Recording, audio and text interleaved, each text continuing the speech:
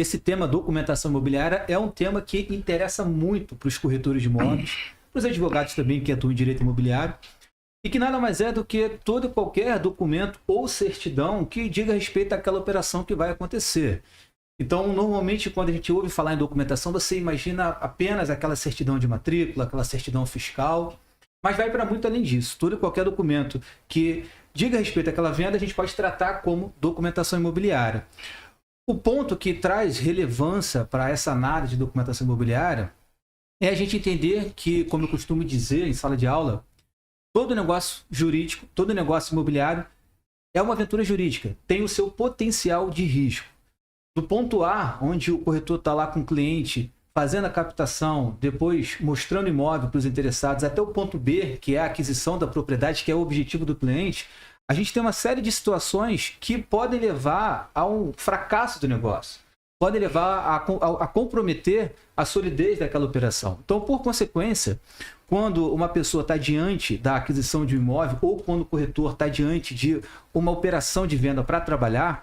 você entender, conhecer quais são os documentos necessários, documentos que são indispensáveis e aqueles que vão servir como um suporte para agregar valor à tua análise de risco é fundamental. E falar de documentação imobiliária nada mais é do que falar de análise de risco no negócio de compra e venda. Como eu falei no início, todo negócio de compra e venda tem o seu potencial de risco,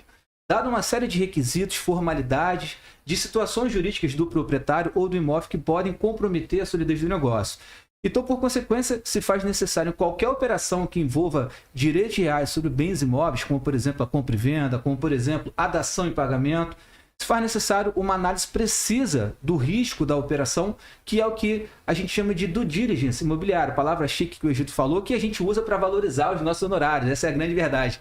Mas a due diligence, que é uma expressão que surgiu no século passado nos Estados Unidos, nada mais é do que uma operação de análise do risco, uma operação de auditoria que é feita contra o proprietário, contra o imóvel e até mesmo contra o comprador também, para que os agentes que estão operando, o corretor de imóveis, também o advogado que estiver dando assessoria para qualquer dos envolvidos, ele possa entender quais são os riscos que aquela operação pode representar para o seu cliente e você analisar se é o caso de avançar com o negócio, mesmo diante de um determinado risco, ou até mesmo, olha, vamos fazer o seguinte, vamos partir para uma outra opção, que é o que não falta no mercado, inclusive, porque aqui a gente encontra situações jurídicas contra o proprietário ou contra o imóvel que podem comprometer a situação do negócio. Então, basicamente, falar de documentação imobiliária é falar de análise de risco a partir de uma série de documentos, inclusive certidões, que vão servir de base de pesquisa para você identificar o caminho a ser seguido.